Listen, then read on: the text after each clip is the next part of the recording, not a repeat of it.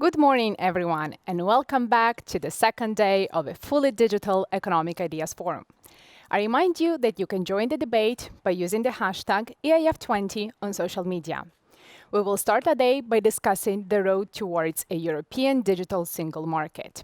To help us do that, I invite you to answer the following poll on slido.com using the code EIF20. In 5 years from now, will the EU be able to catch up with the United States and China in the digital race? We will have a look at the results halfway into the panel debate. Without further delay, I'd like to give the floor to Anna van Uveren, Communications and Press Officer at Martin Center, who will moderate today's first discussion. Can digital make Europe great again? Anna, over to you. Thank you, Anna. Yes, we're both called Anna, so that's now out of the way.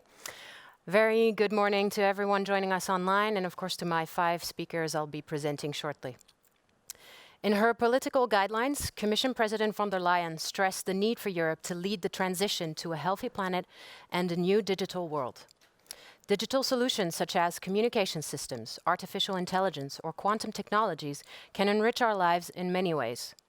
But the benefits arising from digital technologies do not come without risks and costs. Citizens no longer feel in control over what happens with their personal data and are increasingly overloaded by artificial solicitations of their attention. And malicious cyber activity may threaten our personal well-being or disrupt our critical infrastructures and wider security interests. For this important subject, I'm very lucky to have 5 esteemed panelists joining me online. First off, Mr. Micha Boni, former MEP and a senior research associate of the Martin Center. Welcome. Welcome. Thank you. Then we have Mr. Pablo Arias Echeverria, MEP sitting in the Committee on the Internal Market and Consumer Protection, IMCO. And by the way, just a sidebar, Mr. Echeverria will not be able to fully stay with us for the entire session, so I will ask him more questions in the first half of our panel. We also have hailing from Greece, Mr. Konstantinos Kyranakis, member of the Greek Parliament. Good morning. And then we have as well Michael Pantelides from DG Connect at the European Commission. And finally, a big welcome as well to Mr. David Wilden, Group Director of Public Policy and Public Affairs at Sky.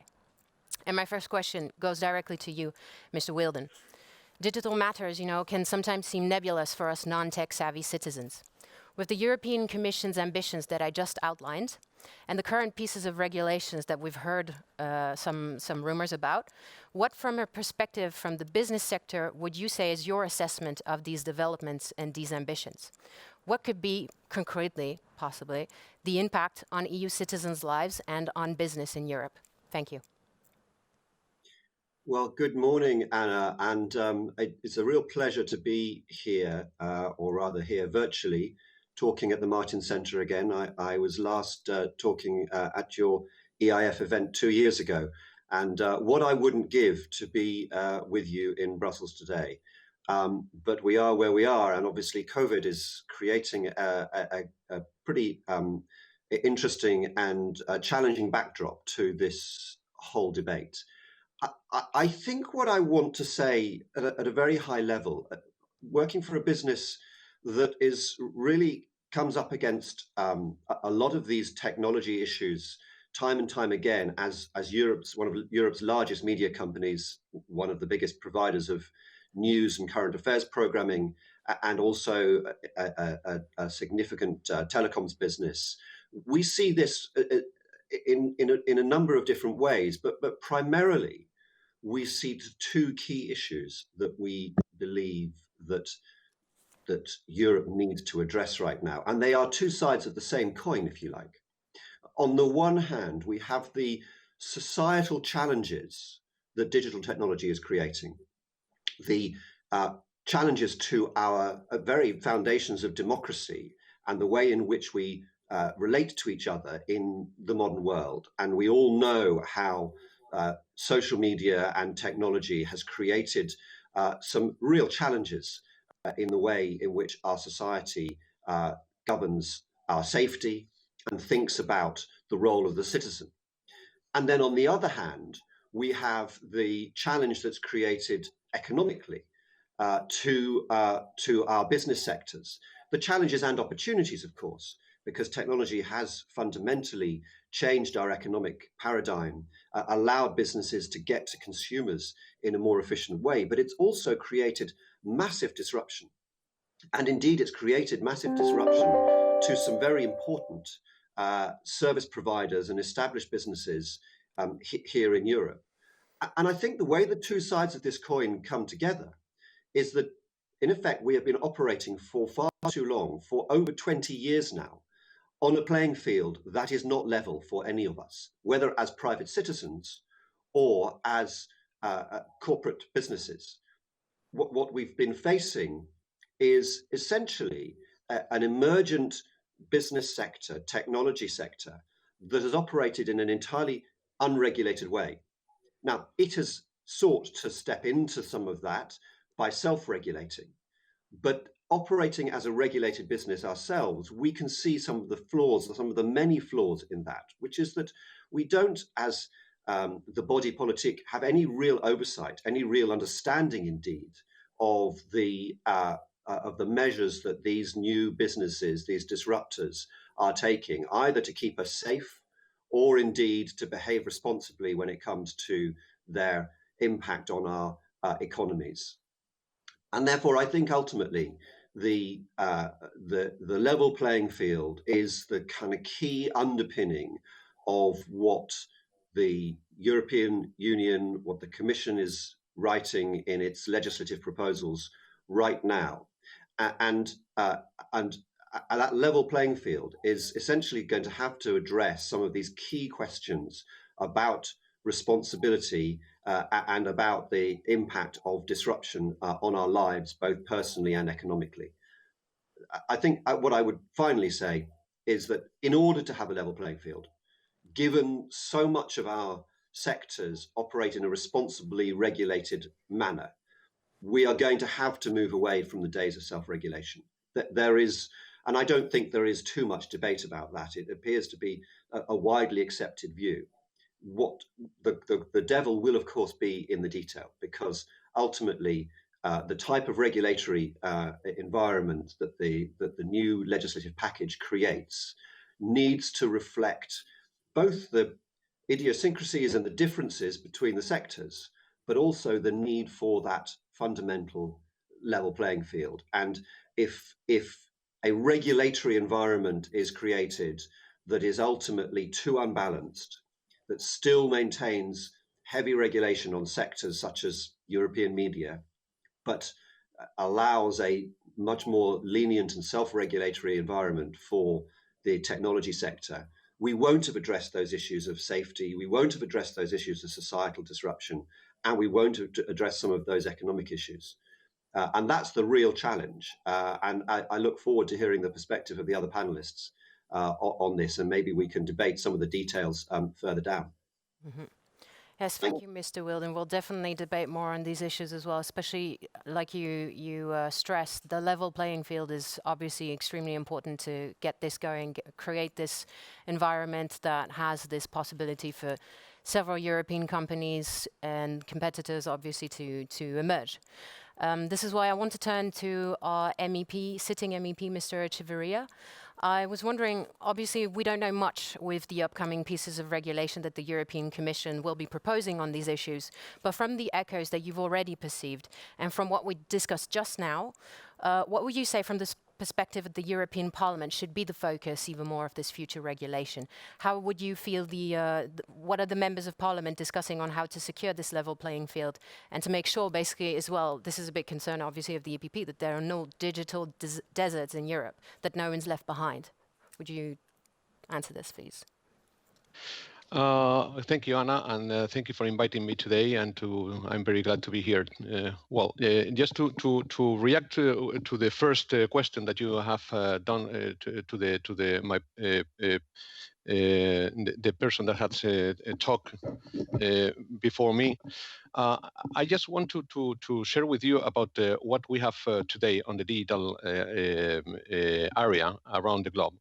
We have two possible ways of success of doing things in the internet. The US one, based on a business-oriented approach. The Chinese one based on a government-centric approach, but we are trying to build the third way of doing things, that should be the European way of doing things. We must find our own way to regulate the digital single market, a third way that is based on our values, on especially the protection of our data and privacy, that it is absolutely important for Europeans. In the long run, this will, in my opinion, result in a competitive advantage, and we can not do the same mistakes that we have done in the past. In this, we have to make sure that the investments of the European companies result in a European revenue that, in my opinion, is not what had happened in the past. The Commission, in my opinion, is well aware of this and the need to cut distances with China and the US in this digital race. Therefore, it has been presented a comprehensive digital strategy. But we heard only the refrain. We want to hear the whole score, and as it has said here, the devil is in the details. We want to hear the whole score. We want to know the lyrics and to work on it. That convince all the stockholders involved. We await specific actions that encourage our companies to invest in the EU territory, and make sure that they profit from them, avoiding foreign, let me say it like this, parasites that are now the giants. This said, a simplification of the digital regulation is also needed. It makes no sense that our companies keep investing in Europe infrastructures if they are continuously blocked by our bureaucracy. Everyone must be agile to survive in this digital ecosystem. Not only the private companies, not only the giants, also the SMEs, also, but also in the public sector. We must be more agile and to try to adapt what we have to the reality of the digitalization. Mm-hmm. Thank you, Pablo. Actually, I just want to stay with you for a bit because, as I said, I want to maximize your presence here. You are the rapporteur on digital services in the IMCO committee. I was wondering if, in particular, you would maybe walk us through the legislative work that you're doing right now. What is like the top priority of your committee at this moment? What are some of the files that you're working on, just for our viewers to know a bit more about what the European Parliament does more concretely to help European citizens at this moment? Well, I really think that what we have to take into account is that what we have on the table is this third way to do things. I mean, citizens here are not they worry a lot about the privacy and all that, but we are going in the sense of the question that you are telling me, that we are going through a very sensitive moment for Europe in the global digital race. Our goal must be to improve European competitiveness in this global digital economy and achieve technological sovereignty. At present, we are very far from that. The EU has little to say in this global, for the first time in a global revolution, the digital revolution, and this is not good for Europe. So we have to think about what we have done wrong. This is mainly because, in my opinion, two factors. A negative environment to allow our companies to innovate, and competitive barriers in our territory due to strict competition rules that must be adapted to the digital area or site. Having said this, we must now focus on how to catch up with other regions in this global race, in this digital race. And I think the first step towards that is establishing an effective framework for the use of data, always respecting our values of the European way of life. This will allow us to develop key technologies such as artificial intelligence, cloud infrastructures, quantum computing, and so on and so on. Okay, great. Thank you, Pablo. From what I hear a lot of, talking the talk, but now we definitely need to walk the walk, basically. So that's quite enlightening. Thank you very much for this. I will come back to you at some point as well. Now I'd like to talk more from a national member state perspective. So I'm addressing this next question to you, Mr. Kyrianakis. I was wondering if you could walk us through what it's like right now in Greece. I mean, obviously, COVID has had repercussions on many countries, mostly actually the Mediterranean countries on their tourism sectors. Obviously, I don't want to talk about tourism right now, but if you could maybe walk us through, has this accelerated a digital transition for Greek businesses, for instance? Are you worried maybe that some Greek businesses are not going to be able to do this transition as fast as they maybe should be? Could you give us your input on this? I have a mic problem. Are you sure your audio is tuned on?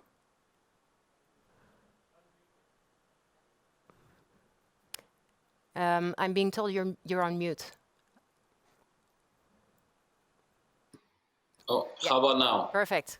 Yeah. All right. Clear. Okay. So thank you, Anna, for the invitation, and very happy to be here on this panel at this great event, the Economic Ideas Forum, which has already a great history. So to address your question, yes, a lot of interesting things are happening in Greece since the COVID crisis. Of course, Greece have been lagging behind other European countries in terms of digitalization.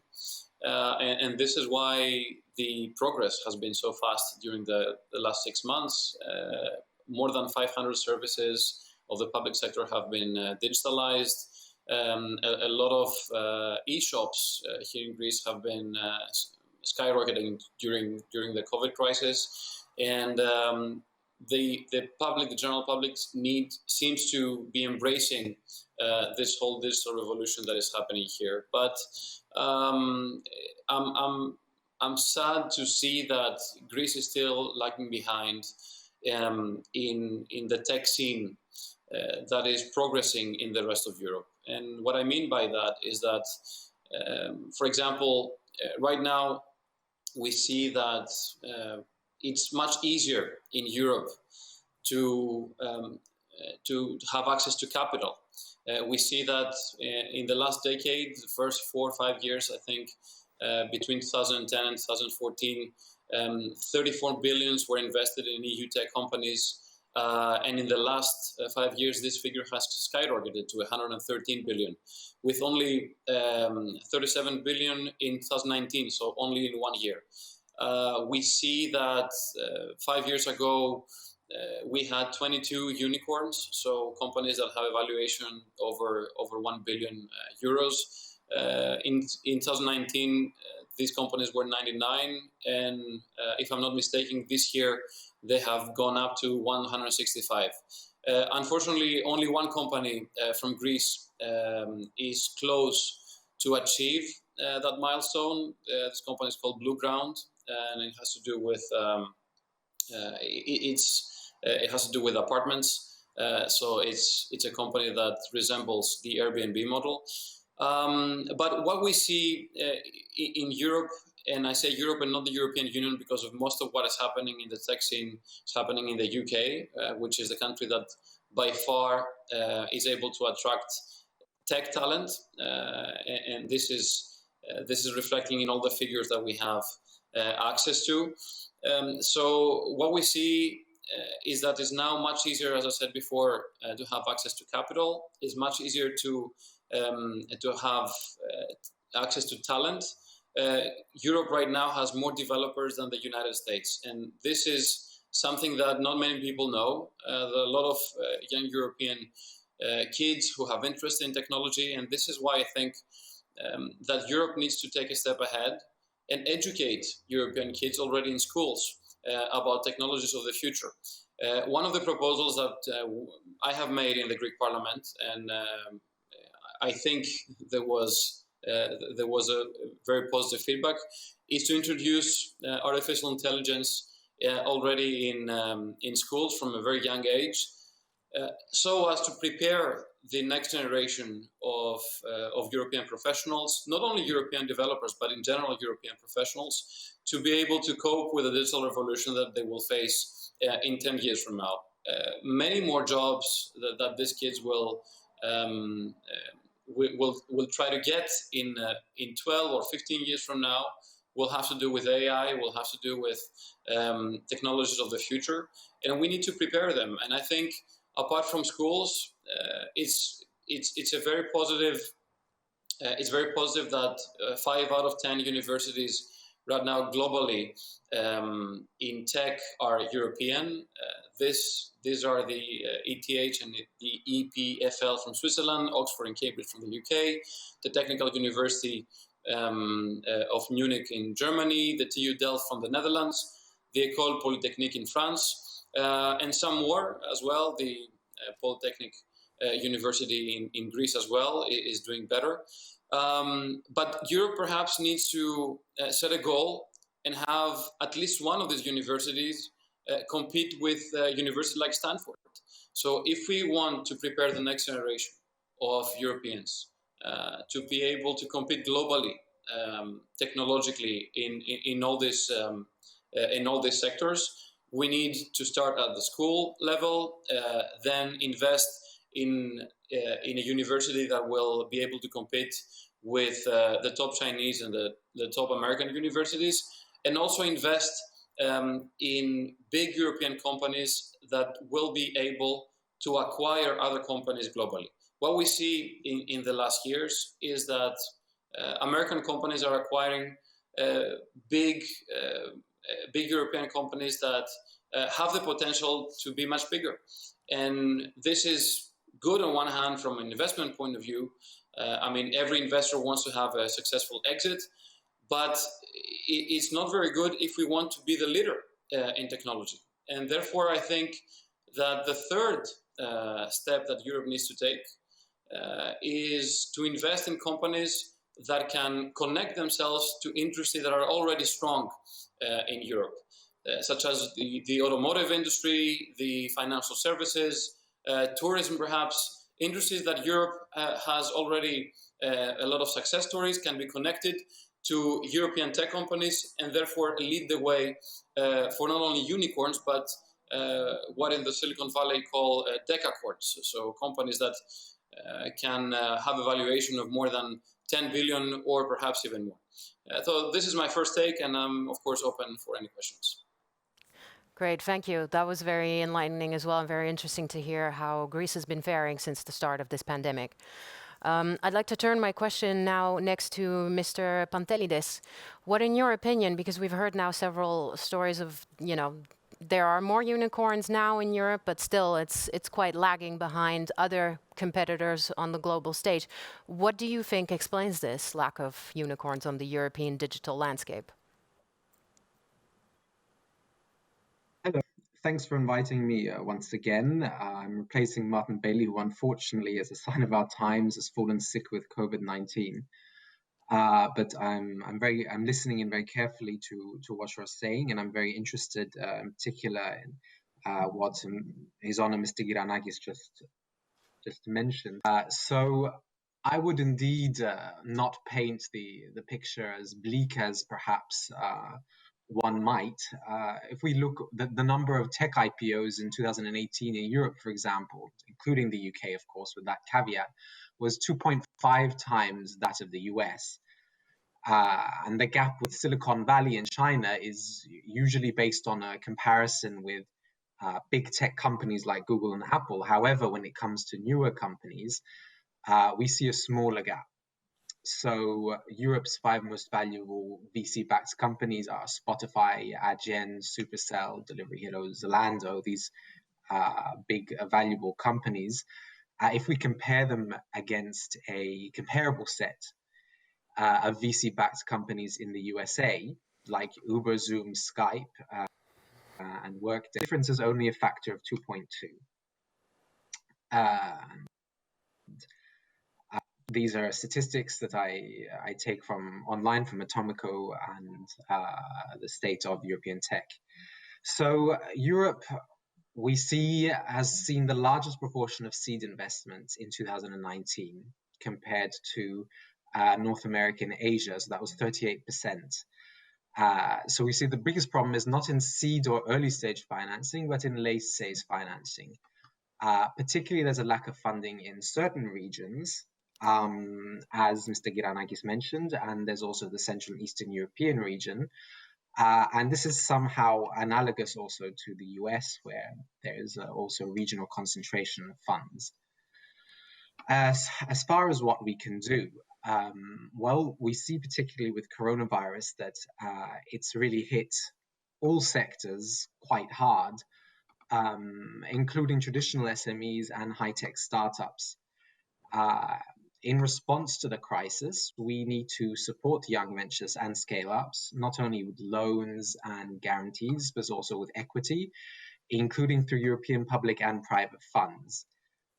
Commission is taking certain concrete actions in this respect. So, number one, €1 billion will be made available from the budget as a guarantee to the EIF to mobilize 8 billion of working capital for over 100,000 European SMEs. There is the 37 billion euro Corona Response Investment Initiative through the structural funds that will include support both for SMEs, working capital and short-term employment schemes. The European Commission has recently proposed the Coronavirus Investment Initiative Plus, which will introduce flexibility by allowing utilized support from the structural investment funds to be mobilized. We're currently really looking at numerous ideas.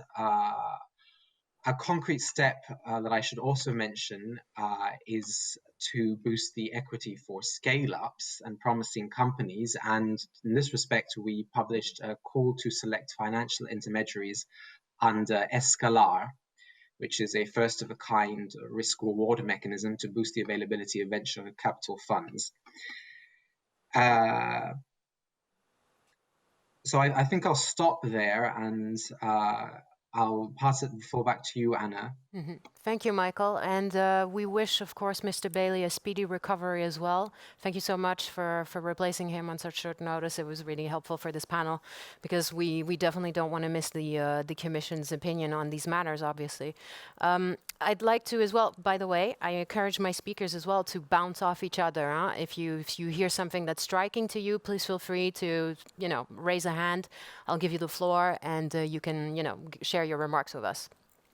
I'd like to go now to Mr. Bonney. Mr. Bonney, you were an MEP, an eminent MEP in the ITRE and LIBE committees at the European Parliament. From what you've gathered right now, because now you're a researcher, so you've been doing a lot of analysis on these matters, also for the Martin Center quite a bit. You've seen now different versions, like we all have, of the multi-financial framework. And some of them don't really have great prospects for the digital era that Ms. von der Leyen has announced in several of her speeches. Do you think that the Commission has the means to reach the ambitions it has set itself? And how could it claim basically to regulate the digital lives in Europe, creating a level playing field for all economic actors when there's barely any financial stronghold to back up these statements? Thank you. Yeah, it's a very important question. But I want to say that all depends on member states, because member states decided at the end of July to make cuts in digital programs in healthcare area and also in Horizon Europe. Now European Parliament is expecting and discussing about additional money for the MFF and recovery plan. It's just about 39 billions of euro. And as I know, it will be possible to take the part, but of course I agree with you that this is some kind of contradiction between an announcement done by Ursula von der Leyen that it will be digital decade in the European Union, in Europe, and the sources of money. So my view is that we need to talk much more strongly with member states and to convince them that digital now, it's not only the separated area, that it's crucial, fundamental for all economic possibilities and development. It means that we need to probably combine sources done by in multi-annual financial framework for digital, for healthcare, for new technologies, and combine those sources with all which will be in cohesion policies led by member states. This is the only way to improve the situation and to make to create the much bigger money for the solution. The second is what was expressed very strongly by our Greek colleague. It's a relationship between the research and scientific area and business. I think that when we are talking about future competitive advantages in the European Union at the digital area, we need to say that there is a lack of some commercialization. We have many inventions, we have many new achievements done by research area, but it's not so easy to translate it to the concrete, practical, industrial business solutions. So this is the second way. And also I think that we need to understand that not only money will influence on the possibilities to create much more competitive digitally, much more competitive European Union. This is also management of law, and this is also the question done and raised by my colleagues. It means digital literacy, it means education. So if we will look in comprehensive way, it will be much more clear to understand and persuade, convince member states that the only way for the European Union and the only way for countries to create digital new competitive advantages for all of us is related to the digital issues. Coronavirus shows how important digital is in the area of education, in the area of healthcare, in the area of teleworking, in making better access to culture in a democratic way and also with full respect to the copyright. So I think that we need to go this way, comprehensive, holistic view, and I have no problem with the Commission. Commission done what was possible, but the member states should change their view on the digital challenges. Mm-hmm. Thank you, Mr. Boni. I'd like to turn again to our MEP, who sadly has to leave us again in a few minutes. So I was just wondering, when you hear these discussions that we've just had about the Commission's ambitions, the means it has set itself, of course, the national member states that, pass the ball along about the MFF negotiations. Where does the European Parliament stand on this with the current MFF? Are you satisfied with what you're seeing? Anna, can you hear me well? Because sometimes I don't hear you well, so I'm not sure about the question that you are. Okay, let me repeat then in that case. Yeah, I was asking you basically, following the discussions that we just had, what Mr. Boni was saying about national member states also having the responsibility on the multi-financial framework. And of course, the means that the Commission has at its disposal to advance the digital services for European citizens. What is the European Parliament's stance on this? And in particular, in your committee, are you worried when you look at the current MFF proposal? Well, for sure, we worry. I mean, the Commission, I think they are doing a good job but maybe, and sometimes it's not enough. I think that the Parliament has to take into account the importance of what we have here. I think that the bet for the digital pillar is indispensable for our economies. So the Commission, in my opinion, is absolutely aware of this, and for sure the Parliament is. The problem is how to avoid, how to launch measures capable to relaunch the digital area around Europe, and not as a national level, but as a pan-European level. As you know, this is the most fragmented in legislative terms parliament that we have. The EPP is still being the biggest group in parliament, but we have to negotiate everything just to make sure that we got something clear and something that should be helpful, just to try to be something and to do a good job in the digital race. Having said this, what we are doing, I mean, we have done 3 any reports that we have already approved last week here in Parliament. I think it's a good reaction to what the Commission has proposed. I think that the Commission is doing, as I said, a good job, because Mr. Commissioner Breton and also Vice President Vestager, they know well what's going on, and they are trying to find possibilities and solutions just to adapt the European economy to the digital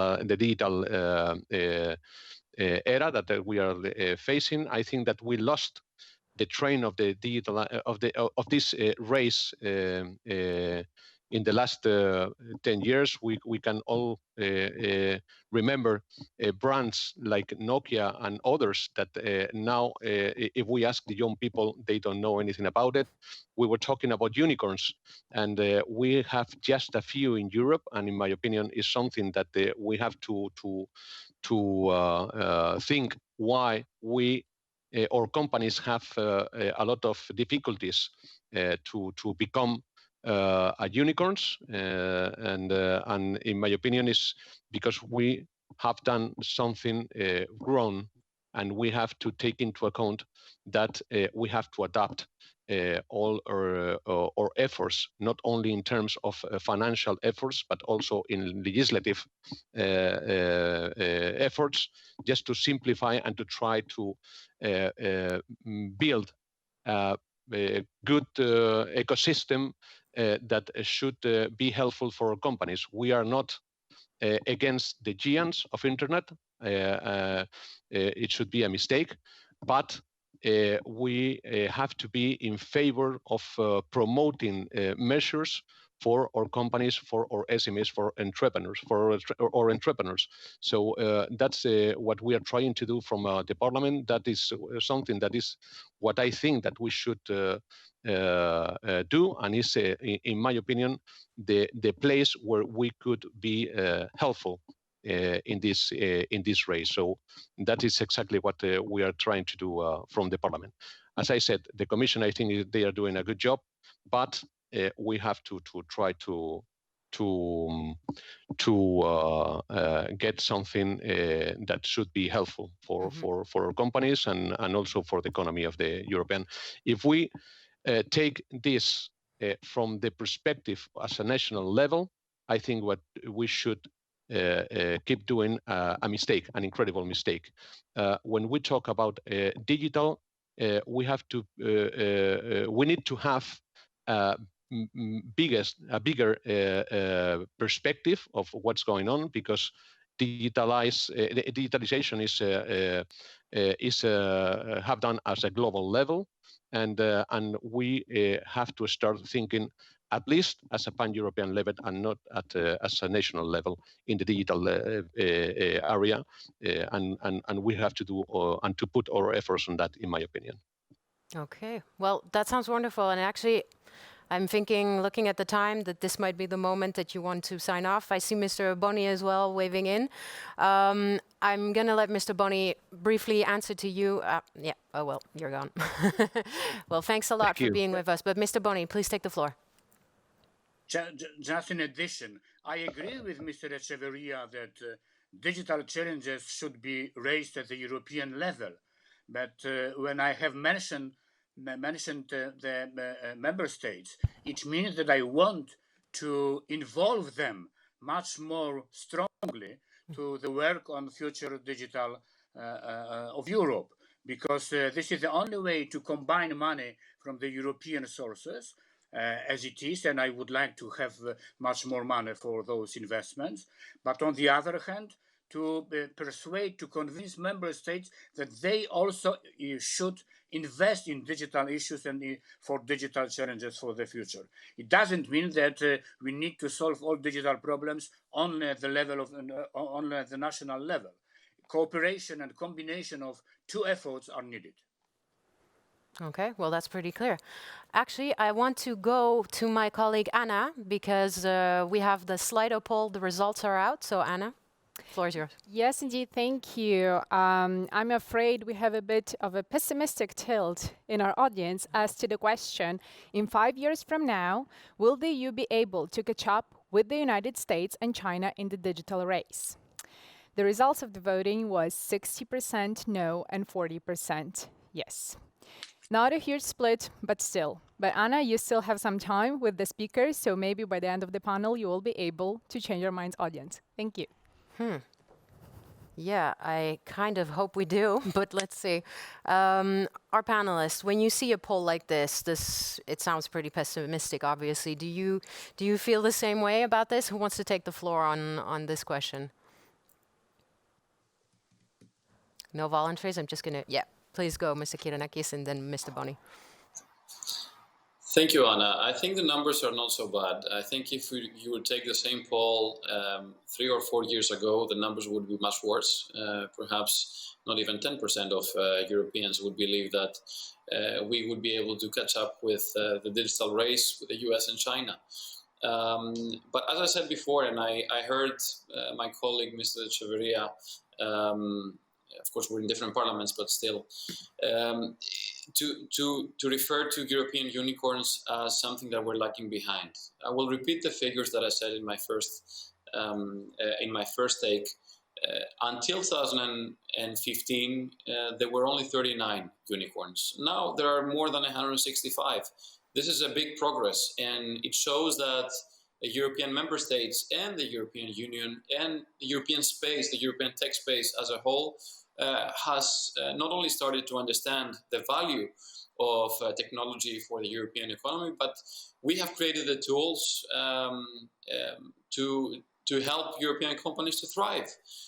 The fact that European companies like Booking.com or Spotify have reached a global audience so fast and they're being so successful is not a matter of luck. It's a matter of investment in infrastructure, in funding, and in regulating. Of course, there are steps that can be taken ahead, but it's not so bad as it looks. So 40% of optimism is better than what we used to have some years ago. Okay. Well, I like the optimistic twist as well. Mr. Boni, you wanted to add something as well? And then I'll take Mr. Will. Yeah, just firstly, one example. 1 year ago, we afraid that it will be not possible to go and build 5G infrastructure, thinking about dangers done by Huawei in building this infrastructure. But it turned out that Ericsson and Nokia are ready to offer to the telecom operators in Europe some tools and devices which can make building the 5G infrastructure much more real. So this is the first thing. We have many companies advanced, but this is the question. We need to give them the floor. So this is one issue. The second issue, I was not surprised of the result of this poll. I agree with my colleague from Greece that probably 2 or 3 years ago it will be much more worse result of this kind of poll and analysis. But I think that we need to focus on some additional issues, not only on legislation, because I think that in the European Union now, this is a very strong feeling that if we will implement the new legislative frameworks addressed to artificial intelligence, addressed to DSA, DMA, and so on, so the situation will be changed. Not that there are important factors, but at the same time we need to discuss about investment, that it was done, and we need to discuss about management of cooperation, as it was done during the discussion about European cloud and decision that it should be signed not only by member states, European Commission, but also some European companies. So we have some additional steps to make to go forward and to fight with our competitors as US and China is. And on the other hand, we made a very big step working on GDPR, and now GDPR is a global reference point in some issues. If we will create for artificial intelligence some balanced solutions, not to without any additional special burdens, but with protection of people and fundamental and consumer rights. So I think we will create the new reference point at this area, which is crucial for the future. Mm-hmm. Okay. Mr. Wilding, you wanted to say something about the poll as well? Sorry, we just can't hear you. Maybe you're on mute? Yeah. Apologies. I rather agree with Konstantinos there that the actually that's not a bad outcome, and that it would have been a lot lower just a few years ago. And I do think that's in part because we in Europe have grabbed the agenda, and we recognise that we need some unique European solutions to some of these problems. We've covered a lot of ground this morning, from everything from the level playing field through to access to capital through to skills. But ultimately, Europe requires a European solution to these things, and we can set the agenda. I think access to capital, for example, is something that isn't is different at different stages of startup cycles. Europe's actually got a pretty decent record of providing capital to startups. We then struggle as we get towards unicorn stage, and we don't have a particularly liquid capital markets for exit, which is one of the issues I think that some of the entrepreneurial startups find a real challenge. I think in skills, actually, Konstantinos actually gave a long list in his opening talk of the fantastic institutions in Europe that we have that are leading the way in technology skills, and that is undoubtedly the case. Technology skills are so varied, though, that imagining that we can find sort of one single competitor to the Stanfords of this world, I think is unlikely. Actually, I think what we have to build on is the differences that we've already got that can meet the various different challenges of the different parts of the digital economy. And then finally, I think on the regulatory world, Michael is absolutely right. Europe has led the way on things like GDPR and can lead the way on AI, and I hope will lead the way on responsibility and liability, and indeed on some of the big market economic issues. What we have to do is recognise that we shouldn't throw the baby out with the bathwater. The importance of retaining European intellectual property in Europe, the importance of recognising that we can have a level playing field on our terms and set the agenda for the world, and the importance of building on our own cultural strengths that already exist. And so I think I'm pretty optimistic, and I would hope that in 5 years' time, those numbers on that poll are easily reversible.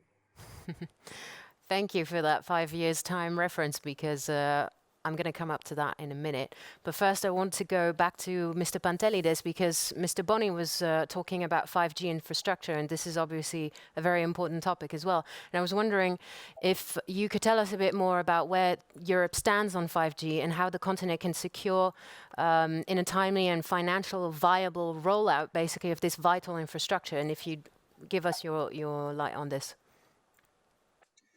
Sure. So my co-panelists have brought up some very, very important issues when it comes to infrastructure, and connectivity is a key part of the digital value chain and plays a mega huge role when it comes to turning EU into a global leader. I can really confirm the strategic nature of this high-speed communication infrastructure, as we observed a 20 to 50% traffic growth in the first few months. Information, we have the European 5G Observatory that releases reports quite regularly, and the reports show that by the end of September 2020, member states were very heavily involved in 5G testing already. So we had 199 trials reported at that time. Deployments are ongoing with tens of hundreds of base stations to be switched on in many European cities. I should note that Germany, for example, already has more than 1,000 5G base stations in operation. And at least 18 countries, so that's EU member states and the UK, already are enjoying commercial 5G. When we turn to what we're doing when it comes to security, well, we've had a lot of breakthroughs in things that perhaps were once considered EU member state competencies. So the Commission earlier on this year endorsed the 5G toolbox. We adopted a communication on implementing the EU toolbox for secure 5G deployment in the EU. A lot of progress has already been achieved when it comes to 5G security. National regulatory authorities have reinforced powers to regulate 5G security. Measures were put in place to the involvement of suppliers based on their risk profile under this toolbox. As next steps, we will continue to monitor the toolbox implementation. We will promote the alignment of national approaches through further exchanges of information and experiences, and by working with BEREC, which is the body of European regulators for electronic communications. Okay. Thank you. Actually, I heard we have a question on Facebook, so I'm asking my colleague Anna to take the floor again and let us know what she's read on Facebook. Yes, indeed, we have a comment from an online viewer, Ward Sutson, who is bringing up the upcoming digital desert spreading amongst the elderly in Europe. So what he's stating is that if deals could be made with providers on a European base, lowering the financial threshold for the silver generation, that could give an economic boost to online shopping, banking, and so on. So if your speakers have any comment on that. Thank you. Okay, well, that's an interesting question. The silver generation, is someone interested in taking this particular question on how to allow access to our older generations so that they don't feel left behind, basically, in the digital transition that the continent is undergoing? Mr. Boni, please feel free.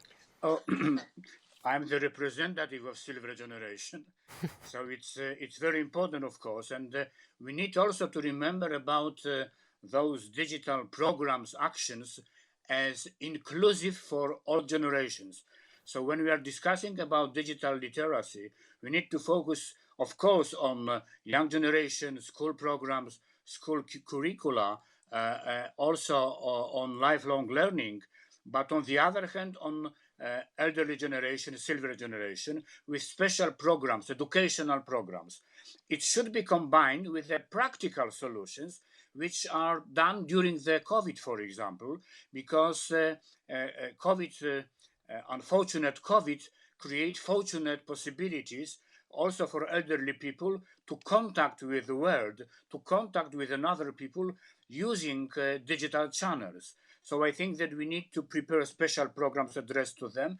And if I can add something about inclusive digital development in the European Union, we also need to develop 5G, as it was mentioned earlier, for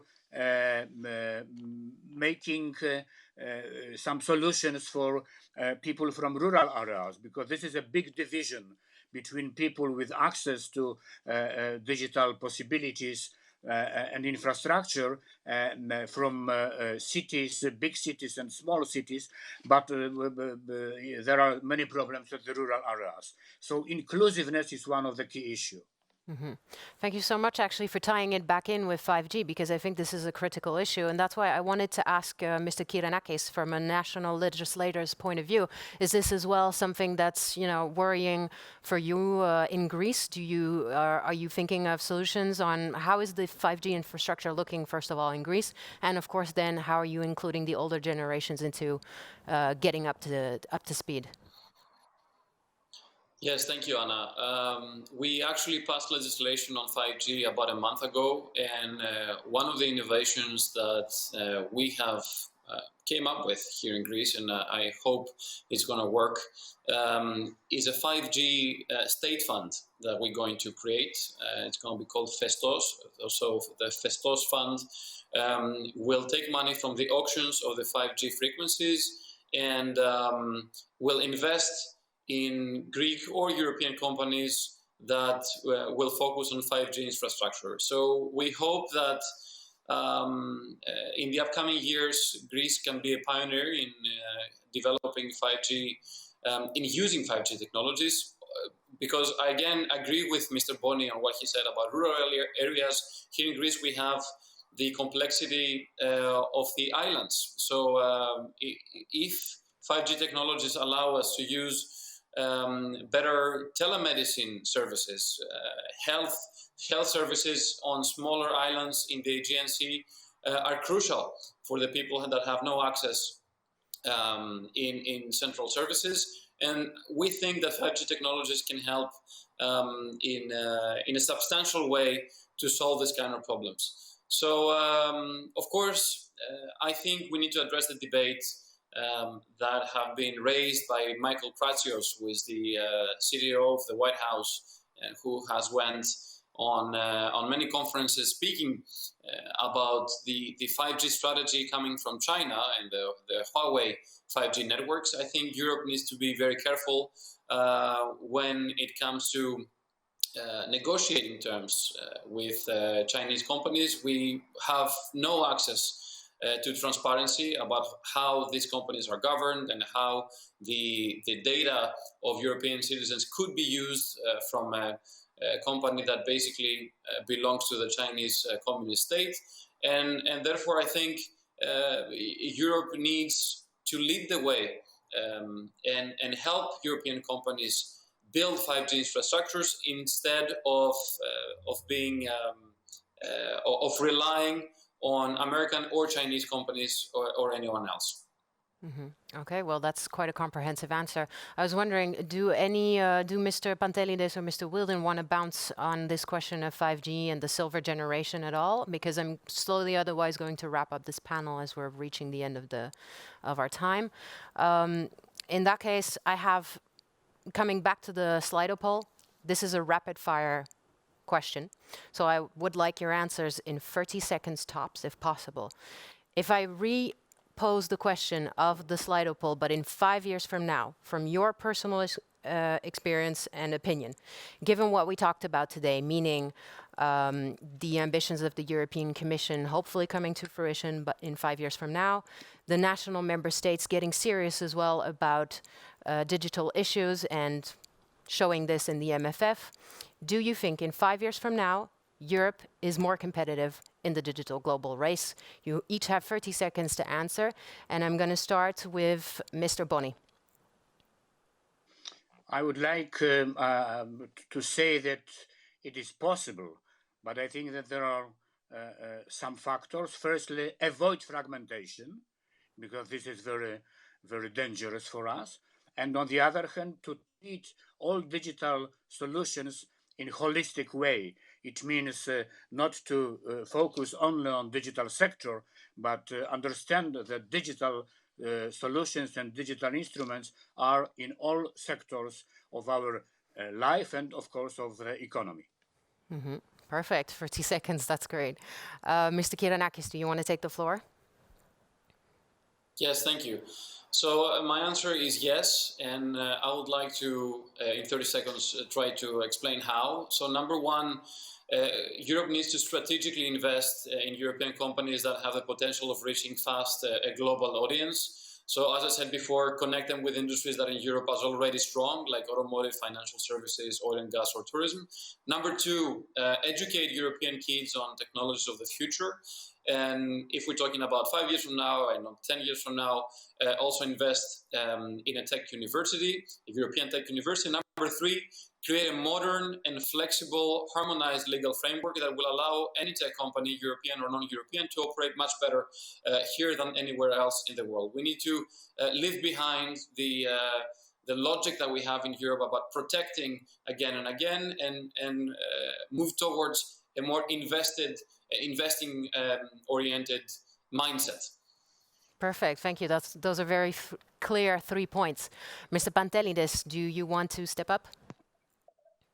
Thanks. I'd first off start by saying it is possible. We need to look into numerous of the things that my co-panelists have mentioned. So when it comes to skills, we need to implement actions under the Digital Education Action Plan. We need to consider the strategic areas in our digital value chain. So we need to look at hardware and high performance computing, and we're doing this. We need to look at microelectronics by fully utilizing and maximizing important projects of common European interest. We need to boost connectivity, which is the backbone to the digital economy. And we need to look at software. So that's AI development, deployment, cloud solutions, data availability and usage through common European data spaces. That will also boost, for example, our health infrastructures. I think I'll just finish by touching upon the fact that when it comes to funding, we are doing quite a bit in this respect. Most recently, we have, most importantly, especially now, through the coronavirus response, we have the Recovery and Resilience Facility, and Commission has proposed to at least 20% of funds under this to go towards a digital transition, which would equal approximately 134.5 billion overall. This money absolutely needs to be invested in digital priorities such as connectivity, R&D, human capital, e-government, and digitalization of business. This is now in the member states' hands. The German presidency of the Council of the EU has the mandate to negotiate with the EP, and it's now in the hands of member states to continue these steps. All right, great. And Mr. Wielden, would you like to have the final word on this question? Again, I think you're on mute. The cardinal error. I like the final word, thank you, even if sometimes I'm accidentally on mute. Look, I think that if we focus on leveling the playing field, if we focus on retaining and protecting Europe's intellectual property, if we have a plan to build on skills, and if we base an industrial policy, particularly around infrastructure, on effective competition, and let's not forget how competition has helped to drive investment over many decades in Europe, then I'm confident that in 5 years' time, that poll is going to look something like 70-30 in favor of our ability to compete globally, rather than where we see today. All right, thank you so much, all four of you, and of course, Mr. Echeverria in absentia. Let's do this again in 5 years and see if we change our conclusions. I think this was pretty clear. I want to thank our online audience for their very persuasive questions, very good Slido answers as well. We should redo this Slido as well in 5 years from now. And I'm going to give the floor back now to my colleague Anna. Thank you. Thank you, Anna. What an excellent debate. Ladies and gentlemen, after this panel discussion, we were supposed to have an exclusive interview with the EPP President Donald Tusk, but unfortunately, he cannot join us for health-related reasons. We wish him, of course, a very speedy recovery. So at this point, dear audience, please join us for an extended break, and we will see each other again in 1 hour for the last panel of the forum. Tune in at 12.